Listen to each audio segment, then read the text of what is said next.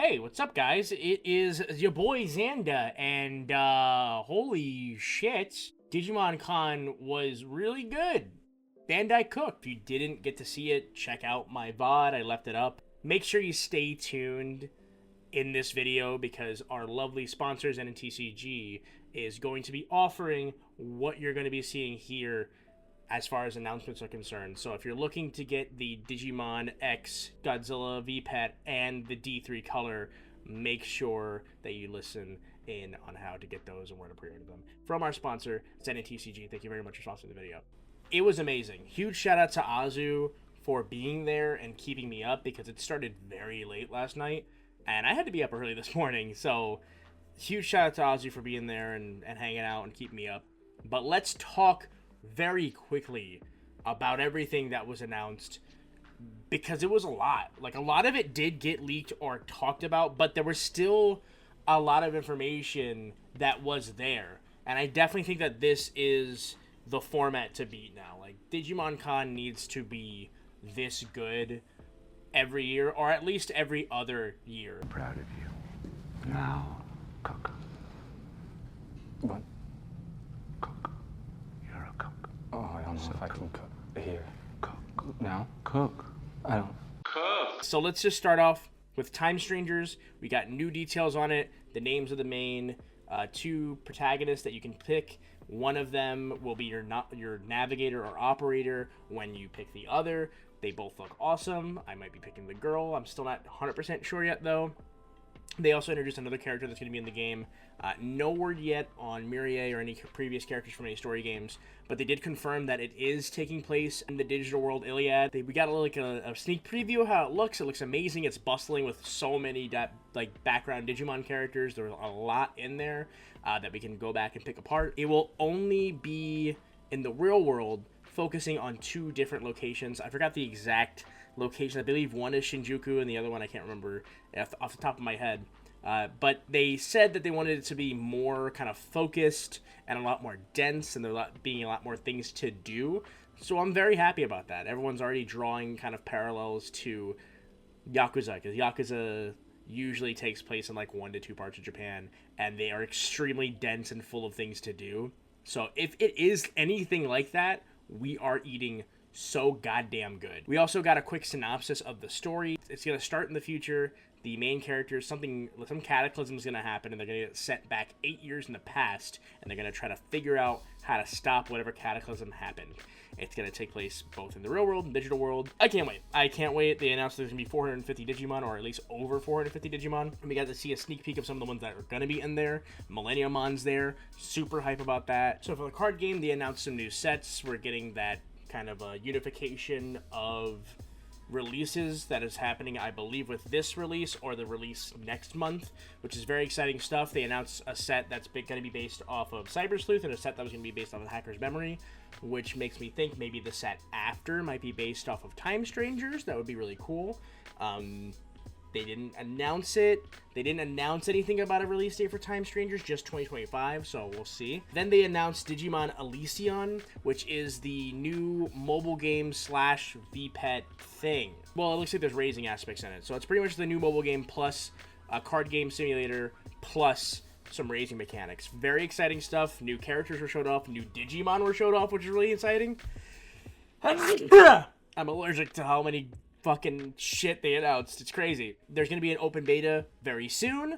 I hope that I can get into that. There was no word on whether or not it was coming out this year. It might be next year, but we're at least getting a beta, so it's going to be very interesting to see. I'm very glad we're finally getting some kind of official form of being able to play this online and support the game, because I know it might not be what people wanted exactly, but like, I don't know how it's not exactly what people wanted. It seems like essentially Master Duel, but with like a story. So again, that's pretty cool. And then we got to the cool stuff, my favorite part, the Vpets. Now, we already knew that there was going to be a Godzilla X Digimon Tamagotchi, but we hadn't heard any news about it yet. We figured Digimon Con was going to be the time for them to announce it, and here we go. We got to look at the roster. It looks great. They're adding cut-ins, which is really exciting. We have a mixture of recolored sprites to look like their original characters that they were supposed to be. For example, like Flymon looks like Mothra. It's colored like Mothra. And then we got some new looks at some new evolutions.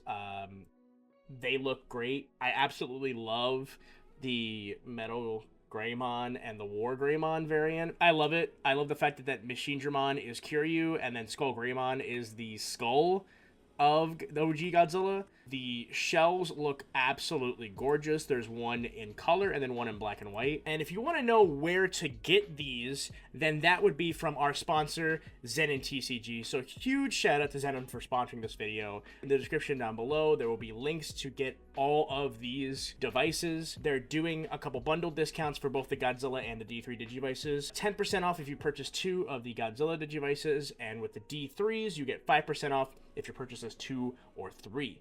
There are also pre-orders that are going to open up for a 20% discount, and that is for the Vpet Clear Case. It's going to be $26.39 as opposed to $32.99, and the D3 Premium Case is going to be up for pre-order for $36.99 as opposed to its $45.99 price range. So what are you waiting for? Make sure you click the link in the description down below to pre-order. Huge shout out for ZenTCG for sponsoring this video. I really appreciate it. I'll also have links to the clear cases in the link in the description down below. So if you want to protect your Digimon, because these are pretty expensive investments, I highly recommend checking them out. I initially thought that the black and white was supposed to represent, like, you know, the classic V-Pets were in black and white, but Kenji Watanabe, who was there, mentioned that they're based off of the fact that the original Godzilla movie was in black and white, but I like the fact that it kind of ties in with the Digimon kind of V-Pet as well. And then we got some news on the D3 color. The D3 color looks amazing. The UI is so much more detailed than the one that we had on the Digivice version color. It is obviously compatible with all previous color devices, which is very nice to hear. They did name drop Paildramon Paladin mode. They didn't mention how to unlock him. I'm assuming it might require one of these. There are other ways to get around that, though. If you know, you know. But we're not too sure just yet. And we're also getting a raisable Terriermon partner, essentially. So they are also doing Hurricane Touchdown, which I'm very excited about. They already showed the Digimental of Miracles and the other one that Terriermon uses, so Rapidmon and Magnamon confirmed at the very least, which is very good. But that wasn't it when it comes to figures. They also showed off the Emperor Greymon / Kaiser Greymon figurize. It looks great. I mentioned on stream to Azu that I was wondering if they're gonna do what they originally did with the Kaiser Greymon and I forgot the Garurumon variant, where you can kind of mix the two to make Susanomon.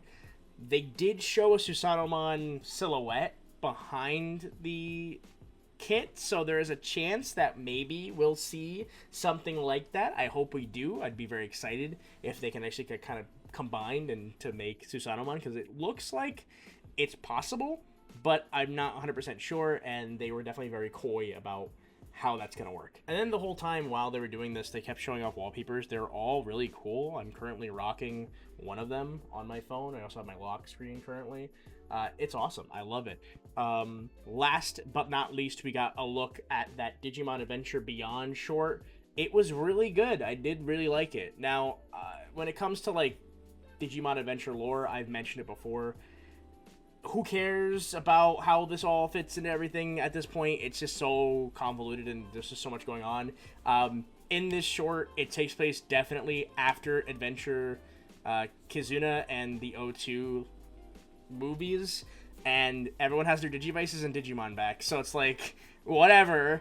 But again, it was a very well done short, and I am not gonna lie, if they would have announced that this would have been like a short kind of 12 episode series, I wouldn't have really been mad. It looked really good. I loved, you know, how Matt just goes, you know, I guess the adventure never ends, huh? It was really nice. I really thought it was cute and enjoyed it. And with that, we got a look at the newest Digimon anime. Yes, that is correct. We are getting a new Digimon anime. That Vital Brace show that replaced Ghost Game was just kind of a placeholder, essentially. And I hope they've been working on it for 2 years. If they have, that's pretty crazy. But if not, Either way, we got a new Digimon anime. I'm very excited. It's called Digimon Beat Break. We have not really seen too much. We might have seen a glimpse at the main character's evolutions. We got a quick glimpse at what could be either enemies or partner Digimon for other characters. And then we got to look at the main Digimon and the main character. And that's all we know. We don't know anything about where it takes place, what the character's name is, how he got those fly-ass Crocs. Nothing of the sort, sadly. And no news on if this is going to have a brand new, like, Digivice. I assume so. Usually there is at least something that gets released. I mean, Adventure 2020 didn't get a Digivice released in retail, but Ghost Game did. So I hope that there is going to be some kind of Vpet Digivice thing that they're released at retail, because we've been needing a retail Digivice for a long time now. I love the cyberpunk vibes. I love the kind of musical influence that they're going with this season.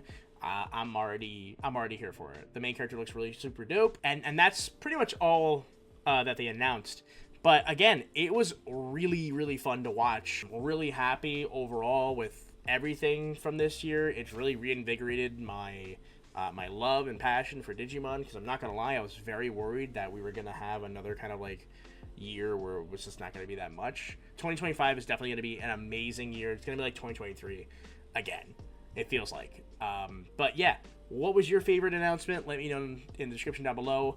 Are you guys pre-ordering any of the Digivices or D3s? I'm still split between Ken and Daisuke. I'm not too sure. Make sure you check the link in the description down below to check out ZenTCG if you can buy them there. Again, thank you guys so much for checking us out. I will see you guys when I see you guys. Peace! Woo!